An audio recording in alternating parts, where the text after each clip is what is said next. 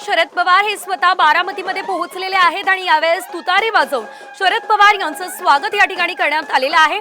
तर सुप्रिया सुळे यांचा विजय खरं तर बारामतीमध्ये झाला आणि त्यानंतर शरद पवार हे आता बारामतीमध्ये पोहोचलेत, त्यामुळे सर्व या ठिकाणी बारामतीकरांमध्ये एक वेगळाच उत्साह आपल्याला बघायला मिळतोय।